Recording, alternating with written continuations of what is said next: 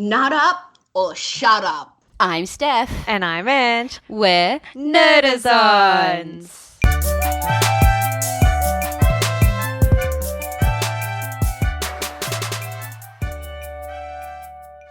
So this fortnight's my choice. I chose Zombieland and Zombieland Double Tap. I chose this one. I don't know. It just always been a bit of a fan of zombies, and as soon as I saw the cast, I was like, oh my goodness. So this movie is about four people who meet up to survive Zombieland and each other. Starring Woody Harrelson, Jesse Eisenberg, Emma Stone, and Abigail Breslin. Like I said in the beginning, this movie came out in the hype of zombie films. They were everywhere, and 28 Days Later had come out, which I think blew the doors off the whole zombie genre, which made everybody want to then make zombie films, which then, also Walking Dead came out at that time. I don't know, this movie was quite unique because it had so much comedy and it took fun of it made fun of itself. Yeah, I was already into horror films. Zombies were my least favorite fictional character in a horror film. There was only like 3, I think, different films that I liked that had zombies. Obviously, one was Resident Evil. One of them is a B-grade horror that had Robert Englund in it, and it sounds wrong. It's called Zombie Strippers. It was just, I love B-grade horror films. I really do. They're so bad, but they're so good to me. Have you speaking of like horror films that are like B-grade, have you seen The Toxic Avenger? No. You need to watch The Toxic Avenger. Yeah, I will when I get free time again. But yeah, I wasn't really into zombies, and I feel this film, when I first saw it, it had the cool elements of a horror film, but it was perfectly mixed with comedy. The graphics of the blood and the flesh tearing apart and things like that was good enough for a horror quality, but then it just had the perfect element of comedy in the script. And hokiness. Yeah, and it wasn't over the top hokey. When I first heard it and the music, that when, it had the heavy metal, I was like, yes, I'm in for this movie. I feel like I'm running with them. I can survive the apocalypse. Yeah, I'm so glad you mentioned that, because that was a point that I had. So I actually feel that this film, Shaun of the Dead was another one that I liked, sorry.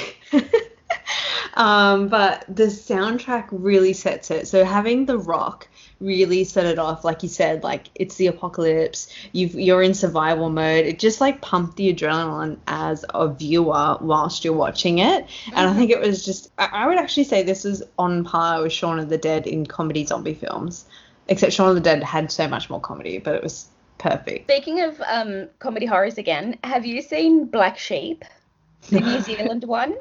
No, you've told me about that one though. Yes, no, I remember you telling me about it, and I want to watch it. Yeah, it's about zombie sheep, and the only thing that kills them is mint sauce. Oh my god, I need to watch this. I need to watch it. There's a really great, we're on a tangent, as we usually do, but there's a really great B-grade, it's not a horror film, but it's a B-grade Kiwi film, New Zealander film, and it's called Tongan Ninja. It is so bad that it is so good. I tried to show my godfather and he couldn't even finish it. It was that bad, but to me, I just found it hilarious. It's got Jermaine Clement in it from Flight of the Conchords. So yeah, I strongly recommend it. If anyone can find that film, watch it. Okay. It's in the same humor as Taika Waititi. It's the same sort of humor that he has in this film, but it's just really B-grade. You can tell they had probably a budget of $20,000 or something. Awesome. I'm gonna give that one a try. Yes, do so. It should be on YouTube or something. I think I've downloaded it somewhere. I think it's on my hard drive. We'll have a movie night. Anyway, let's go back to Zombieland. The chemistry between all 4 characters is amazing.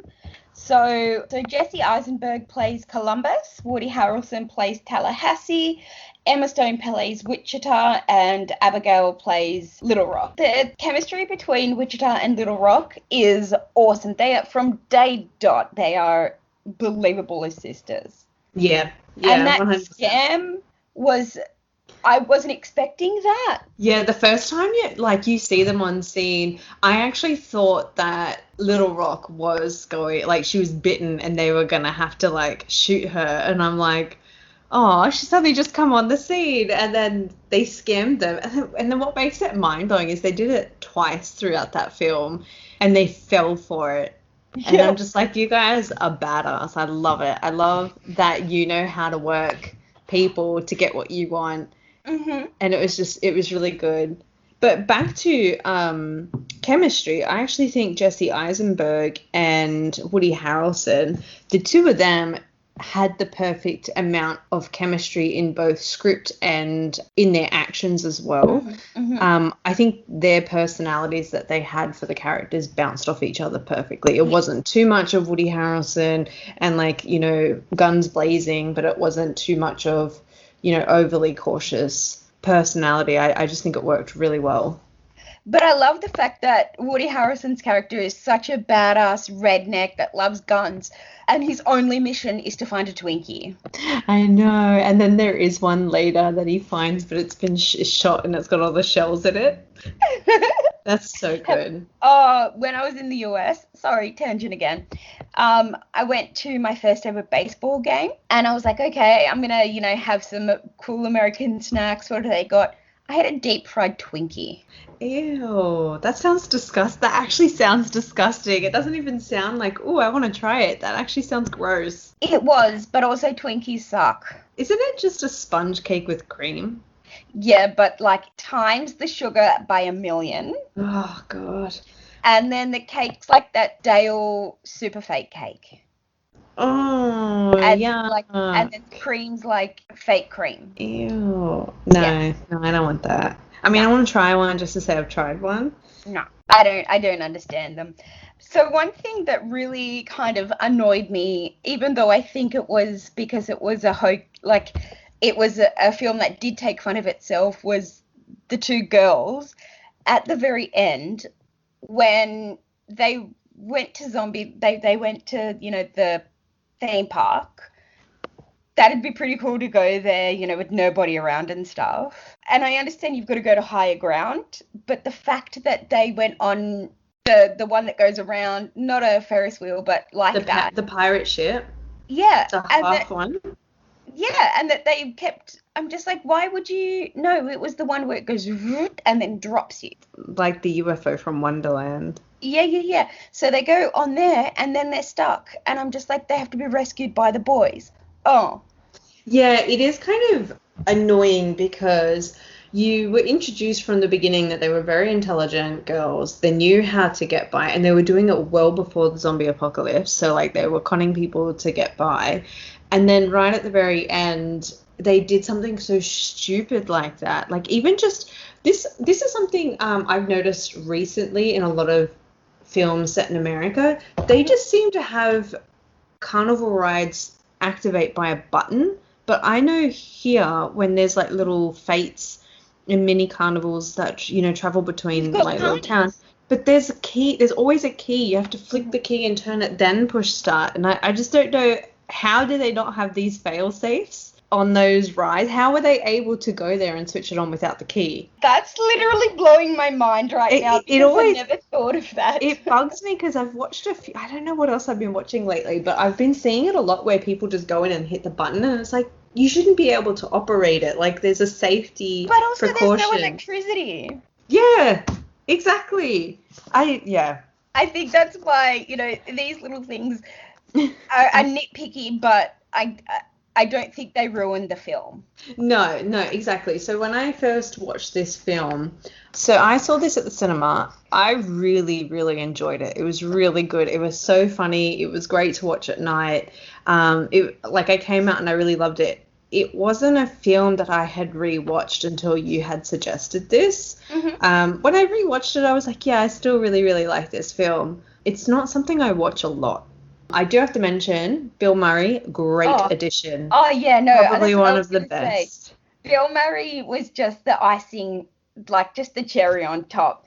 Because, I mean, what an idiot just going around, your house is being robbed and you're just going to pretend you're a zombie. But I also see the intelligence in it too. It's like play dead and the rest might not attack you. They might think you are one of them. No, exactly. It's so good. But also, I really like the fact that when he has his rules and that they pop up and they're like, rule 1, cardio, and it shows him running, and it actually like brings home that, yes, he does have all of these rules and that he sticks by them. Yeah. I really liked when they introduced cardio the first time. It was so funny that he dropped the keys, and because they ran, like they were coming so slowly, he had to run around the car, and it's like, I'll just do another lap because you're getting closer, and then you'll get the key. And then I thought that was funny. I could understand why he created the rules, because obviously, like, you know, he was a loner. At the beginning, you see that he brings a girl in. It obviously shows that part of his personality and his character development, that he is looking for a connection with obviously a girl, and unfortunately he let the wrong person in, and he thinks she's just flirting with him. Like that situation obviously was traumatic enough for him to be like, okay, we got to have some ground rules, which I actually think some of his rules are really smart, and they're in place for a reason. And I don't think any other zombie film has really had like rules of what to do in that situation. Well, I mean, yes, because you've got Walking Dead, where they've got some rules, but they're easily broken, and that they don't really mean anything. Whereas this one, they do mean the world. They're his laws. I never watched The Walking Dead. I think you would like the first. I'm rewatching it. And because I hadn't watched the first season since it had come out, and my mate was like, you got to watch it, it's so incredible. And the first season was incredible, and then it gets great, and then it goes downhill. I don't know, I kind of gave up on it once Jeffrey Dean Morgan came in. Oh, I freaking love him. Yeah.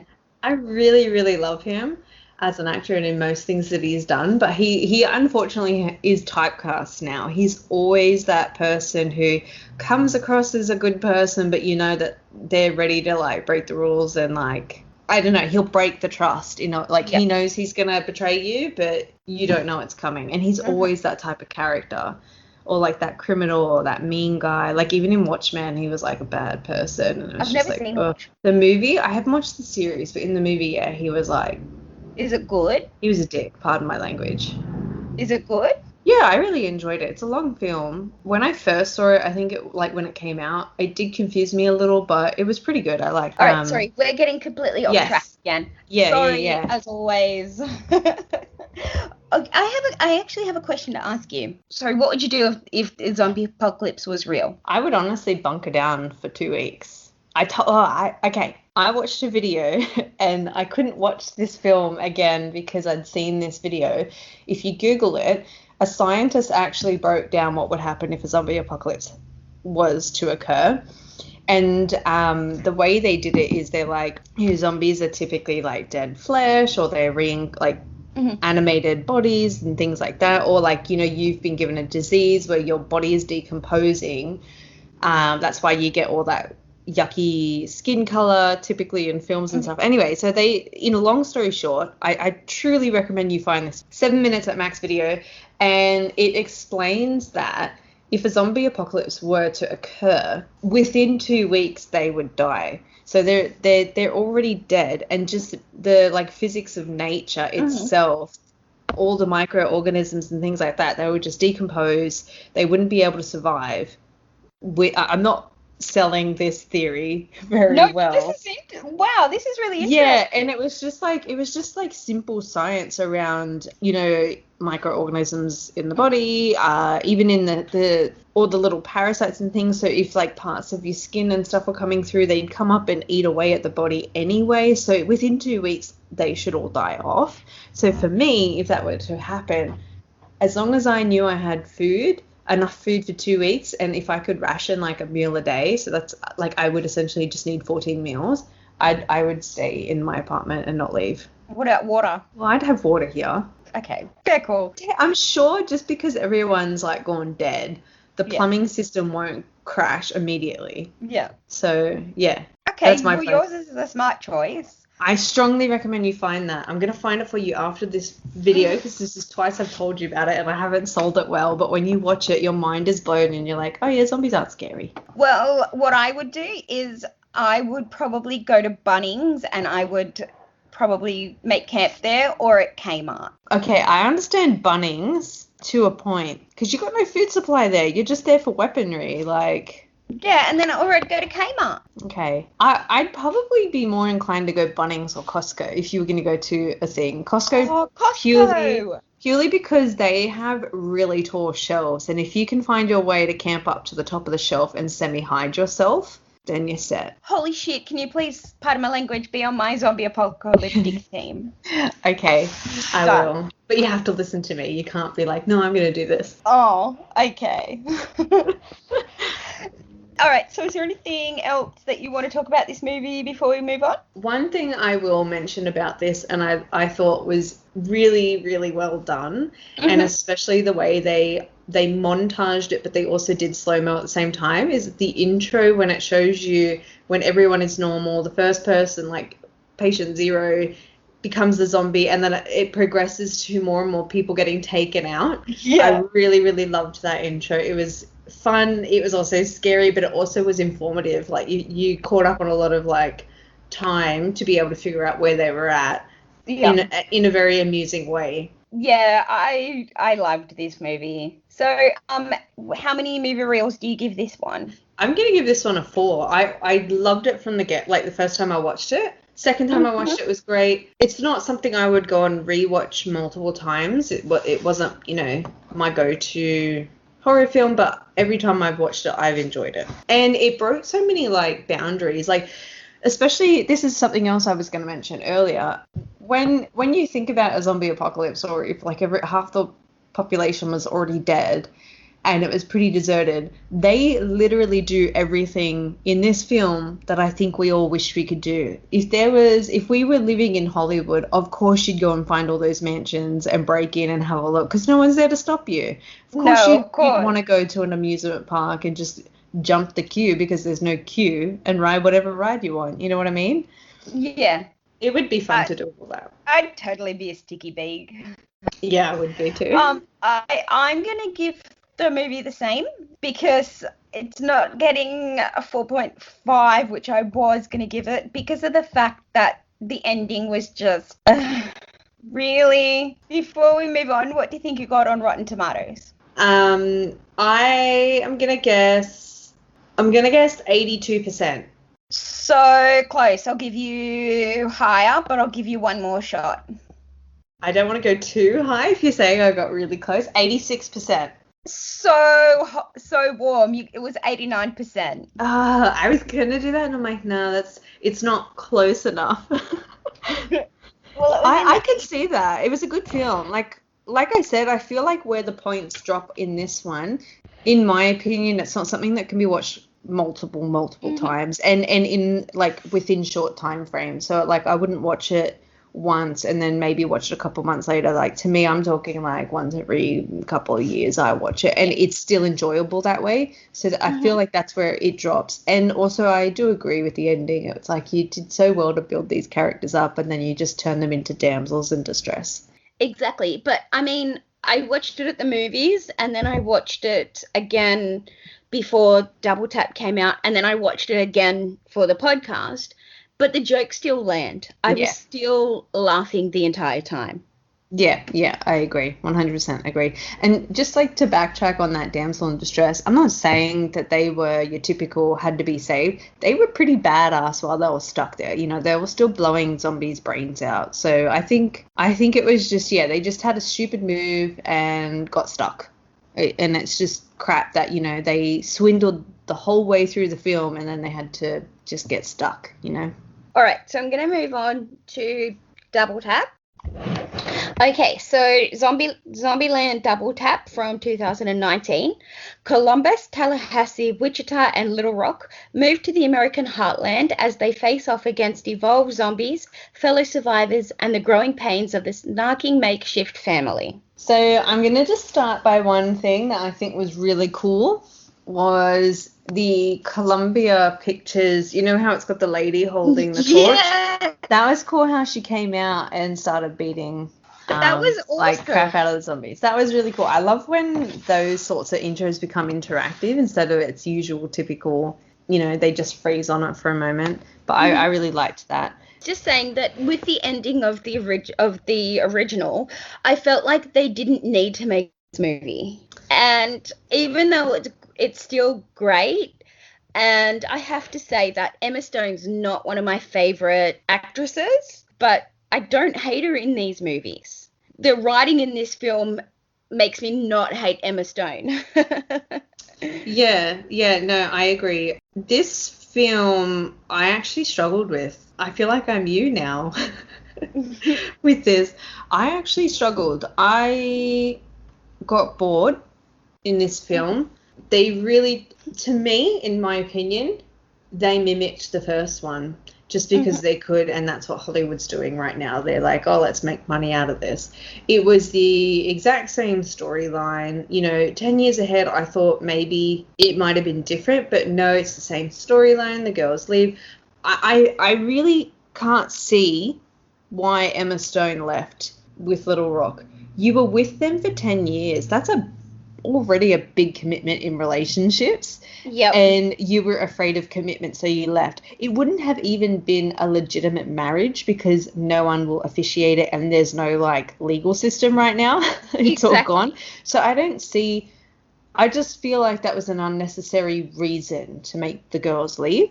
I can understand Little Rock's story. To me, I can see why she would have left. That was a bit more believable. Emma Stone was so dumb. And then, surprise, surprise, one of them left the other. It was the exact same screenplay, in my opinion, when I watched it. And I just really struggled to get through it. I watched this because I was like, oh, yeah, the first one was really good. And I was expecting the second one to be just as good.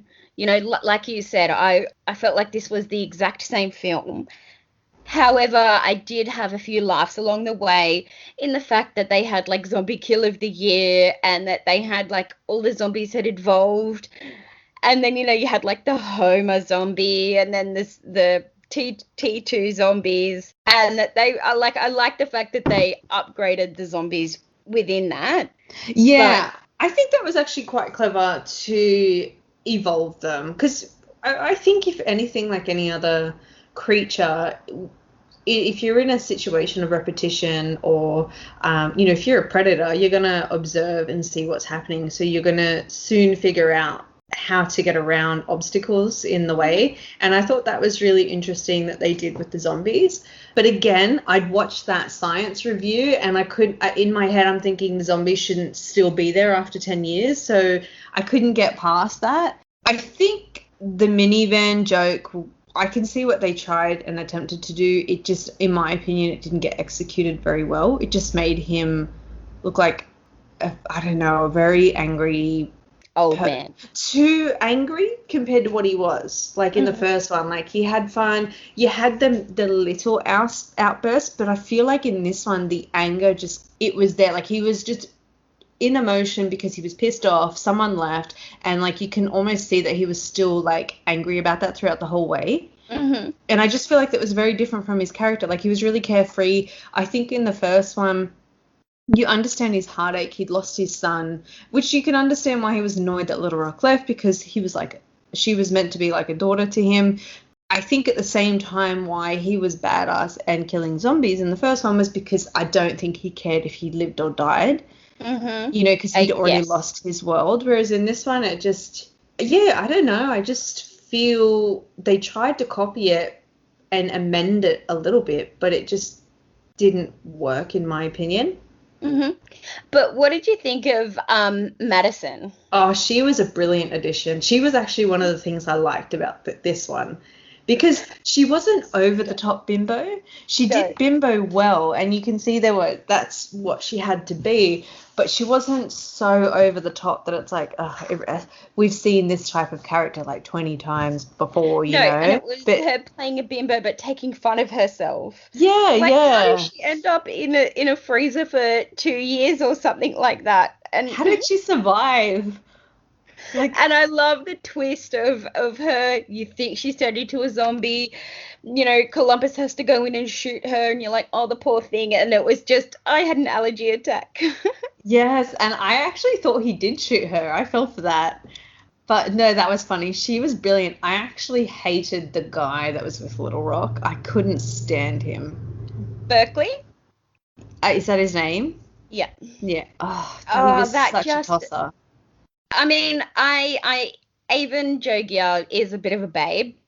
And I'm not going to lie, that's one of the main reasons why I watched this movie. I don't even know what he's from.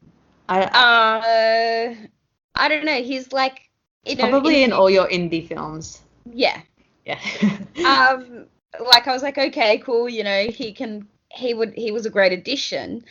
But then when they moved to Paradise or whatever it was called, Don't even get me started on Utopia. Again, I know that it's making fun of itself. Having the two stupid endings from the first one where they're, damsels in distress, and then they're damsels in distress again because they go to this paradise where you have to destroy all of your... Oh, man. Yeah, okay. weapons. That, as soon as that happened and like Little Rock and that got there, I think that was a real I'm done with the film point for me, because I just thought, 10 years have gone, half, like, if not 2/3 of your population has been killed by zombies. You've managed to create a sanctuary, a safe zone, and to a point where you've actually, like, you've got an armed door, you can't get through, and you're stupid enough to not have any weapons. Yeah. You've seen you've lived through the 10 years of the apocalypse, and you've decided to not arm yourself, and you know that they've evolved. Like, that was the dumbest thing. As soon as that happened, it's like, oh, okay, we know where this story's going then. We know that they're all going to get stuck.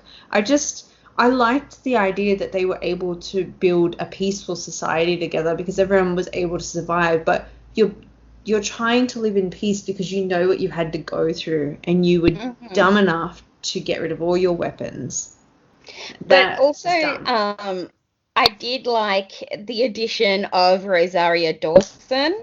I love her. And Luke Wilson and Thomas Middleditch. Like, they were Luke Wilson and Thomas as Albuquerque and Flagstaff. They were so funny because they were so great in copying Tallahassee and Columbus. Yeah, I think when they first came on, I was like, oh my god, they really are alike.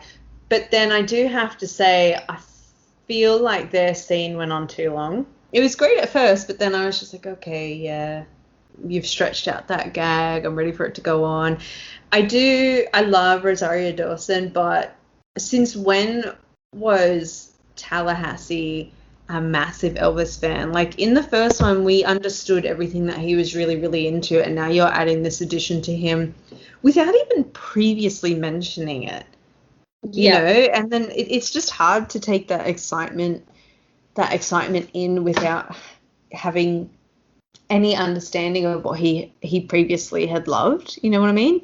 And I just couldn't take his excitement as well as... No, I think that was a bit of a downfall in the fact that, I felt like that was just unwanted. Yeah, I think they tried to jam it in. Yeah, I just think they tried to jam it in where they could, like, add an extra bit, and it just didn't work well. No. Don't get me wrong, love Rosario Dawson, absolutely love her, but I have something funny to tell you that's actually zombie related. So a few years ago, my mate took me to the Universal Studios, and this was when when the Walking Dead ride was on, where you walk through and apparently, like, you can get attacked by zombies and blah, blah, blah. You know me. I don't do horror. I don't do scary. I can't even do ghost rides. I can't. It freaks me out. And so, it was in the US. I'm like, okay, my mission for the day is to do this. My mission for the day, I'm going to get through it. So me and my mate were going through, and I was, like, gripping her hand so tight. She had, like, my nail marks in her hand. And then I locked eyes with a zombie, and I'm like, I can see you there, mate. Like, I know you're there. You can't scare me. And then the next minute, there was one behind me that just went rah like this, and I screamed so loud. It was the scariest thing in my whole entire life. I just zoomed out, and because I was with the VIP tour, we met up, and they were all cacking themselves because they could hear me screaming from inside. I believe that. I believe that. And then to follow up on that, we went to a thing where you can experience behind the scenes of films and stuff like that. And they said, all right, we need somebody, a volunteer to scream as loud as they can. And everybody pointed at me and I screamed. So they're like, yep, you get on stage. So they took us behind the scenes and they said, okay, so what's going to happen is somebody's going to try to chop your hand off and you've got to scream. So they're doing it and I'm screaming loud. And then they're like, oh, we're going to take a photo of you. I said, okay. And when you feel like something's behind you? Yeah. I looked around and there was some guy dressed as Mike Myers with a fake knife chasing me. And I screamed so loud because I was genuinely like, I thought I was going to poo myself. And the lady who was like, that wasn't fake at all. I'm like, no. Oh my gosh, you would be the best person to take in those haunted mansion rides. They scare me too much. That's so funny. I love them. But yeah, so I thought that's oh, it was so embarrassing. So how many movie reels do you give this one? I give this one a 2. It wasn't needed. Like, you didn't need this sequel at all. I feel like it wasn't done right. It was just a complete copy of the first one. I enjoyed the first one, and I'd probably go back and watch the first one. I won't ever watch this one again. And I give it the 2 because I really liked Madison. I give this one a 3 because Madison was absolutely hilarious. I like the fact that the Zombie of the Year and all that kind of stuff like that was great. And also the addition of Rosario Dawson, Luke Wilson, Thomas Middleditch, and of course Avon Jogiel. Like, they were great, but I just felt like this one just lost its spark. Yeah, 100% agree. All right, so what do you think this one got on Rotten Tomatoes? Okay, so I want to give it a very low mark, but I feel like based on fan base, it's going to get higher than what I would give it. I would give it something around 20 to 30% mark. Wow, that low. Yeah, I would never watch it again. It was a waste of my time, to be honest. But I feel like fan base would give it around something in the 60% mark. I'm going to go 62. 62? You're warmer, but I'll give you one more try. 75? Nope, 69. 69. The sexy number. Yeah, I can see why I got that. Okay, so let's move on to Nerdazons Nerdy Notables. Okay, so I am not a fan of Kitty Flanagan at all. I don't like her comedy. Just don't like it. However, I did start watching Fisk on ABC. I have a new appreciation for her. It is the funniest show ever. It's about a lawyer who moves from Sydney to Melbourne, and she gets a job working with a whole bunch of lawyers that specialize in wills. And so the first episode, she comes in for the interview and she's wearing a brown suit, and the lady goes, "Oh, nice suit. You look like a piece of furniture." And then during the interview, an assistant comes in and he's like, blah blah blah to the boss, and he goes to sit down on her. Oh my gosh. I'm actually just Googling it while you're telling me. It's so good. I actually don't think I've ever really seen anything Julia with Kitty Zamira's in it. Oh, I love her. Flanagan. Yeah. Oh, they're cool. Oh, well, I might have to have a look at it. Yeah, do it. And I'm also rewatching Handmaid's Tale so I can get prepared for the new season. Right. Cool. Let's see, what have I been doing apart from studying? I have started Pokemon Shield on my Nintendo Switch. Mm-hmm. I have been farming my Pokemon a lot before I've even really gone into the story. They're now too strong and I can't catch it. They cap you at catching Pokemon at a particular level unless you complete the gym battle. Mm-hmm. And it's just like my Pokemon are way stronger than them. So now what's the point? Like, I can't even catch them even if I could beat them. But anyway, I've just been playing that around like half an hour at night before I go to bed, between like study and bed. Mm-hmm. I have been watching the newer episodes. It gets uploaded in broken pieces on YouTube, but of Taskmaster. Have you ever seen that? No. It's a UK show. I really love it. It's got Greg Davies in it. He hosts it. So if you've seen In-Betweeners? Yes.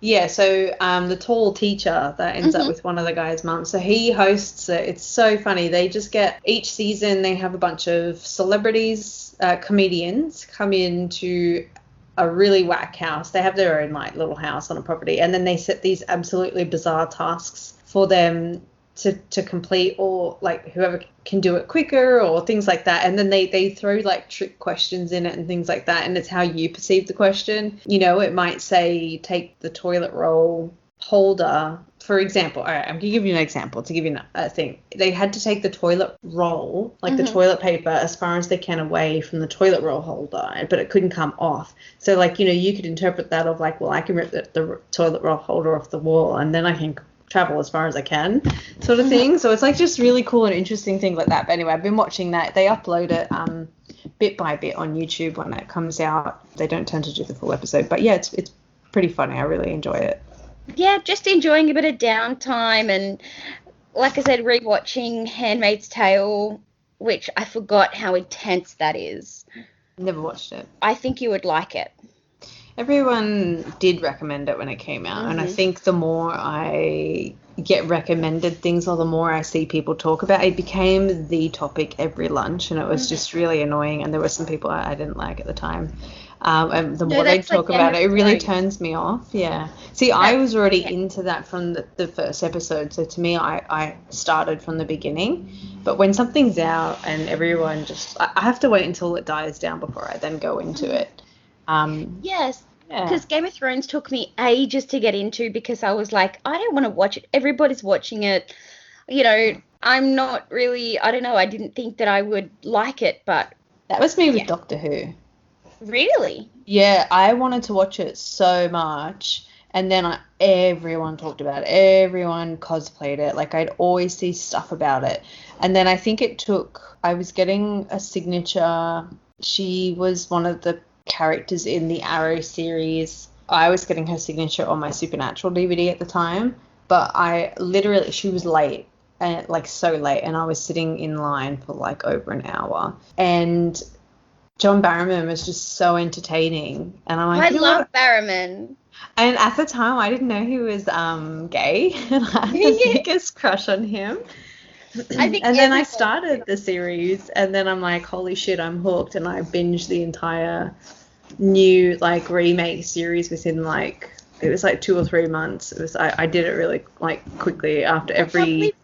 Mind blown. I can't believe that you've never watched Torchwood. I've watched parts of it, just not consecutively. You need to watch Torchwood. It's so good. All right, I will when I get more time. People are very mixed about the last season because it's American. I didn't hate it. No. Also, Capaldi's in it. Oh, I love Capaldi. Okay. All right, I'll give it another go. Just the last thing that I have been watching, I didn't realize season 2 was out. It came out like 2019, 2020. But I have been catching up on Paranormal Wellington because season 3 is out now. Is it? Yeah. Oh, I'm going to have to... Oh, my gosh. Thanks for telling me about that. Yeah, so season 3 is out, and I didn't even realize that season 2 had come out. And so I've been watching an episode here and there where I can. And far out, I love that show. It's so good. Right, love, you had a bit too much to drink, and it's a zombie who's Yeah. Or like I'm surprised that they actually got Jacinda Ardern's husband in it when they're like, we've got to save. This is season 2. I don't know if you've seen it, but it's like, we've got to get the Prime Minister's fiance. And it was like, I completely forgot that it was like New Zealand Jacinda Ardern, but it was really him. Like, he was actually, because I think he is in real life a keen fisherman, and it's like a sea app, like seaworthy. So yeah, and then awesome. they actually had him in it. I'm like, that's really cool that they got on board with the TV show. Next episode is The Exorcist, book comparison to the movie. If you want to follow us on Instagram and Facebook, and you can listen to us on Apple Podcasts, Spotify, and wherever you get your good podcasts. Until then, Stay nerdy.